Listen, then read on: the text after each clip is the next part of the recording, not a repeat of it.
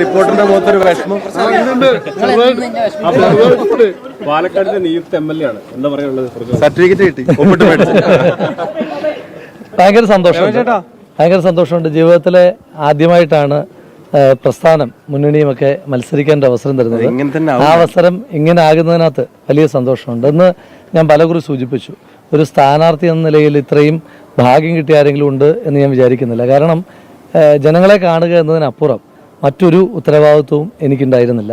ഈ തെരഞ്ഞെടുപ്പിൻ്റെ back end വർക്കുകൾ എല്ലാം പ്രധാനപ്പെട്ട നേതാക്കന്മാർ അതുപോലെ തന്നെ നമ്മുടെ പ്രവർത്തകർ അവരാണ് നേതൃത്വം കൊടുത്തതെന്ന് പറയുമ്പോൾ ഭയങ്കര സന്തോഷമുണ്ട്. അത് വന്നിറങ്ങിയ ദിവസം തൊട്ട് ഈ ഏറ്റവും ഒടുവിലത്തെ ദിവസം വരെ, ഈ കൗണ്ടിംഗ് ഡേ വരെ നേതാക്കന്മാരുടെ ഒരു വലിയ പിന്തുണ, അത് കേരളത്തിലെ പൊതുവായ നേതാക്കന്മാരുടെയും ഇപ്പം പഞ്ചായത്തിൻ്റെയൊക്കെ ചുമതല, പിന്നെ പാർട്ടിയുടെ സീനിയറായിട്ടുള്ള MLA മാരൊക്കെ പഞ്ചായത്തിൻ്റെ ചുമതലയും വാർഡിൻ്റെ ചുമതലയും ഒക്കെ ഏറ്റെടുത്ത് നടത്തുന്നു എന്നത് തൊട്ട് ഇങ്ങോട്ട് വരുമ്പോൾ ഇപ്പം തുടക്കം തൊട്ടൊടുക്കം വരെ 2 ജനപ്രതിനിധികൾ, ഒന്ന് പാലക്കാടിൻ്റെ മുൻ MLA ആയ ശ്രീ ഷാഫി പറമ്പിൽ, പിന്നെ പാലക്കാടിൻ്റെ MP ആയ ശ്രീ VK ശ്രീകണ്ഠൻ, അവരെല്ലാവരും ഒരു ടീമായിട്ട് ഇന്ന് പോലും ഉള്ളൊരു ഒരു വേറെ ഏതെങ്കിലും ഒരു സ്ഥാനാർത്ഥി കിട്ടുമോ? ഇപ്പം ചീഫ് ഇലക്ഷൻ ഏജൻറ്റ് ഇവിടുത്തെ മുൻ MLA-യും MP-യുമായിട്ടുള്ള ആൾ, കൗണ്ടിങ് ഏജൻറ്റ് നിലവിലെ MP എന്ന് പറയുന്ന രീതിയിൽ പാർട്ടി എന്നെപ്പോലും സാധാരണ പ്രവർത്തകനെ ഇങ്ങനെ ചേർത്ത് പിടിക്കുമ്പം സാധാരണ പശ്ചാത്തലമുള്ള ആളുകൾക്ക് പ്രസ്ഥാനത്തിലേക്ക് വരാൻ വലിയ കരുത്താണ്. അതുപോലെ തന്നെ മുന്നണി എന്ന നിലയിൽ ഇപ്പം മുന്നണി എന്ന നിലയിൽ എല്ലാ നേതാക്കന്മാരും, മുന്നണിയുടെ നേതാക്കന്മാർ ഇവിടേക്ക് എത്തിയത് പാണക്കാട് തങ്ങൾ, അതുപോലെ തന്നെ Shri NK Premachandran, Shri CP John അടക്കം കേരള കോൺഗ്രസ് നേതാക്കന്മാരടക്കം എത്തി. അപ്പം ലീഗിൻ്റെയൊക്കെ ഒരു കോൺട്രിബ്യൂഷൻ ഞാൻ നേരത്തെ സൂചിപ്പിച്ചു.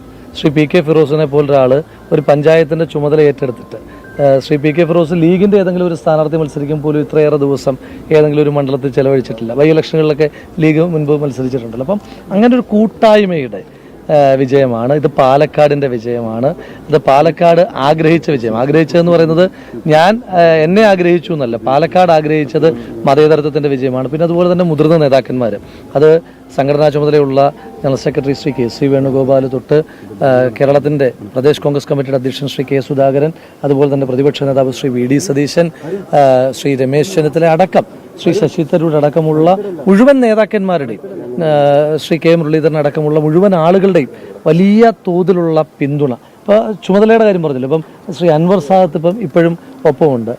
പാലക്കാട് മുനിസിപ്പാലിറ്റിയിൽ ഏറ്റവും അധികം ഭൂരിപക്ഷം തന്നൊരു പ്രദേശത്തിൻ്റെ ചുമതലക്കാരനായിരുന്നു അദ്ദേഹം. ശ്രീ M വിൻസെൻ്റ് അടക്കം, അങ്ങനെ പേര് പറയാൻ പോയാൽ ആരുടെയെങ്കിലുമൊക്കെ പേരുകൾ വിട്ടുപോകും. എല്ലാവരും ഇത് കൂട്ടായ്മയുടെ, മുന്നണിയുടെ കൂട്ടായ്മയുടെ വിജയമാണ്. ഇത് പാലക്കാട് ഒറ്റക്കെട്ടായി നിന്നതിൻ്റെ വിജയമാണ്.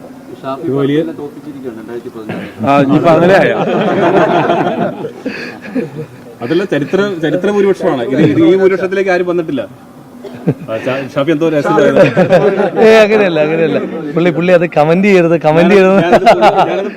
അങ്ങനെയല്ല ഞാൻ പറഞ്ഞത്. ഇപ്പം ഈ ഭൂരിപക്ഷത്തിന്റെ നമ്പറിനേക്കാളൊക്കെ ആധികാരികമായ വിജയം ഉണ്ടാകുമെന്ന് പറഞ്ഞു.